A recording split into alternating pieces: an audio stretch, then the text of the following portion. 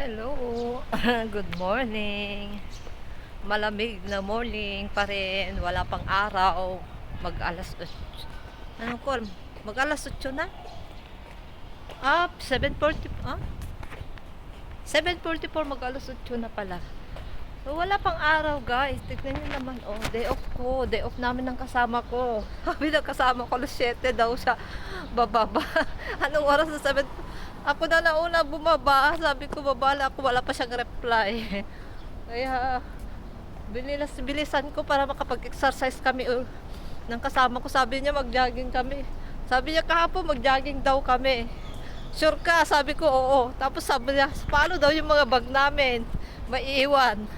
E di sa park na lang kami katulad nung Sabado na nag-exercise ako, guys.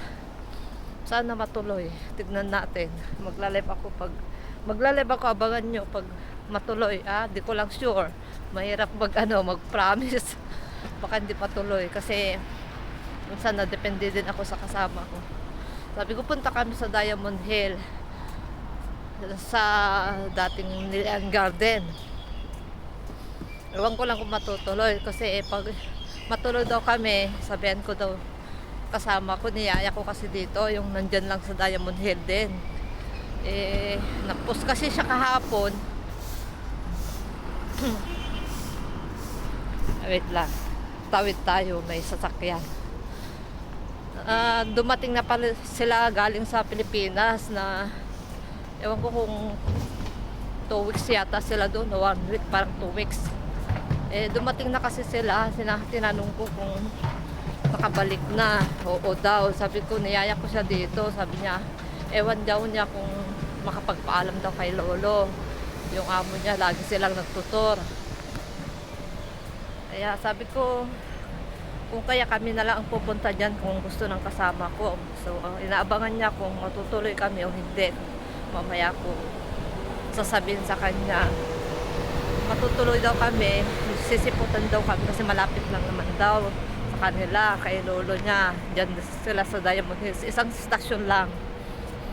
So, ganun lang din pupunta dito. Isang stasyon lang din.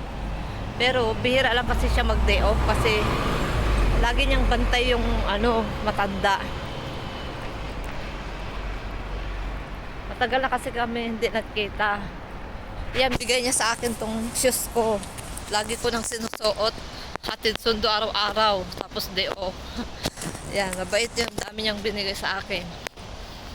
Kasama ko sa OWA dati. Kasi nakasabay ko din siya nag-flight.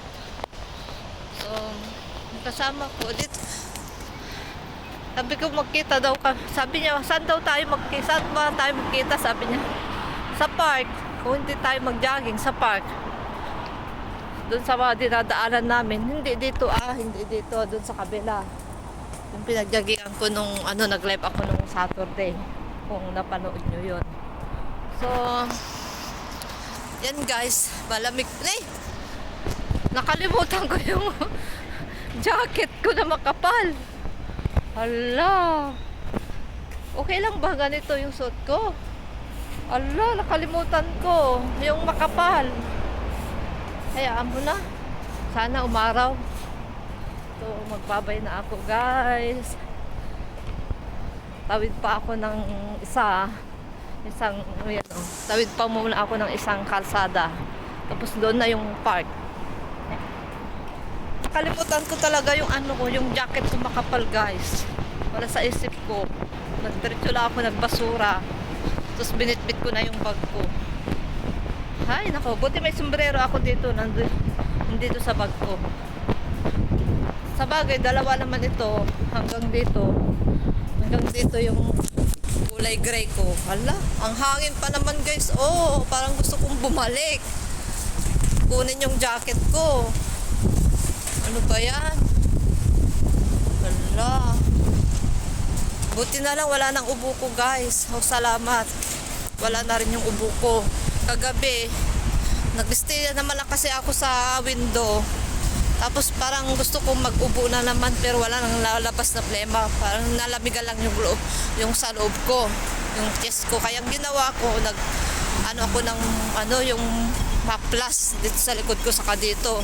Kaya ito, wala na yung salamat at wala na yung ano ko. So, dito na ako guys. Bye-bye na ako. Ayun yung ano yung park. Nakikita ko na yung mga matatanda. O, kung nakikita nyo doon. O. Diyan na kami mag-ano. Sabihan ko na lang na pupunta siya dyan. So, bye-bye na. Bye-bye.